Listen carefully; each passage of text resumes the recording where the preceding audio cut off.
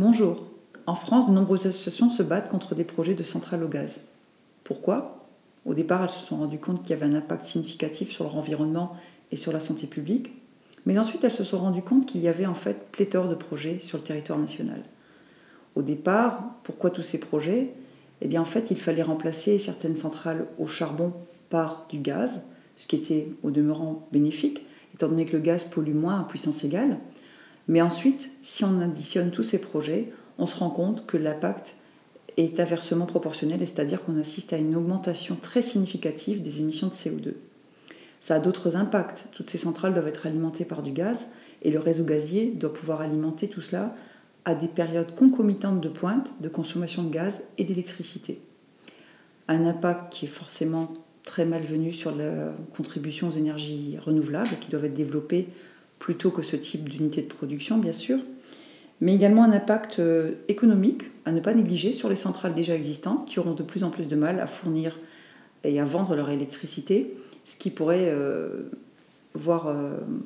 comme on pourrait avoir des licenciements ou des fermetures de centrales. Donc toutes ces centrales, en fait, ce qu'on demande, c'est qu'elles soient étudiées dans un contexte global. On ne peut pas juste considérer des contraintes locales, il faut impérativement les étudier dans leur ensemble. Et il faut que le contexte soit opportun. Après qu'on ait privilégié d'autres aspects comme la sobriété, l'efficacité et les énergies renouvelables. Prenons l'exemple de l'Allemagne, qu'on nous cite régulièrement d'ailleurs. Les Allemands consomment beaucoup moins d'électricité. Un foyer allemand consomme par exemple 30% d'électricité en moins qu'un foyer français. Alors pourquoi ? Parce qu'ils utilisent très peu le chauffage électrique, alors que c'est ce chauffage électrique qui contribue à créer ces pointes de consommation que nous avons en France et qu'ils n'ont pas. En février dernier, à titre d'exemple, lorsque nous explosions les records avec plus de 100 000 MWh de consommation, les Allemands, au même moment, ne consommaient que 50 000 MWh avec 15 millions d'habitants en plus. D'autre part, ils ont largement développé leurs énergies renouvelables, bien plus que nous l'avons fait, et établissent là aussi des records dans ce domaine. Ils privilégient également, concernant les centrales au gaz, des petites unités qui réutilisent la cogénération et alimentent le chauffage urbain. Rien de tout ça dans les projets chez nous.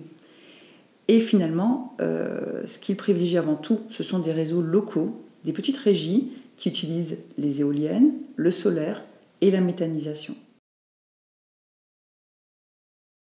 Et la Bretagne dans tout cela. Alors c'est vrai qu'en France, nous avons cette particularité de cette péninsule bretonne qu'on nous cite chaque hiver comme mauvais élèves, parce qu'effectivement, ils ont un réseau qui est un petit peu tendu quelquefois au moment des pointes de consommation.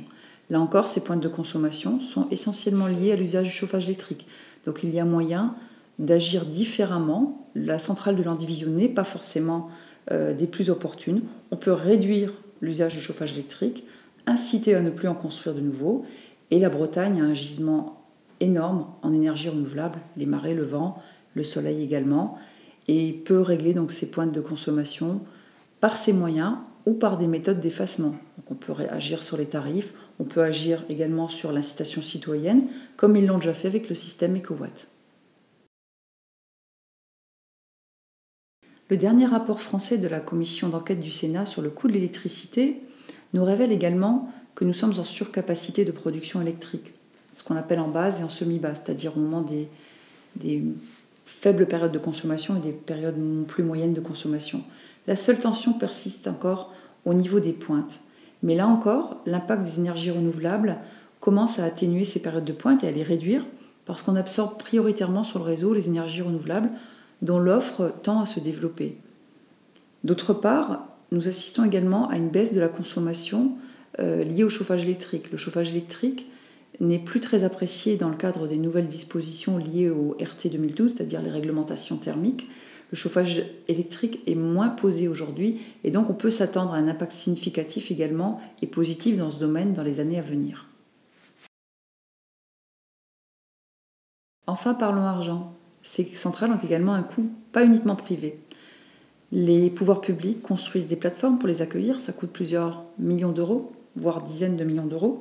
Il faut également raccorder les réseaux, le gaz, l'électricité, pour alimenter, mais également pour absorber l'électricité produite. Et tout ça, ça a un coût pour le contribuable. Donc nous vous demandons, vous décideurs, de ne pas prendre des décisions à la légère et de vraiment étudier ces projets de centrales dans un contexte global et de voir leur incidence par rapport aux contribuables et à l'argent public.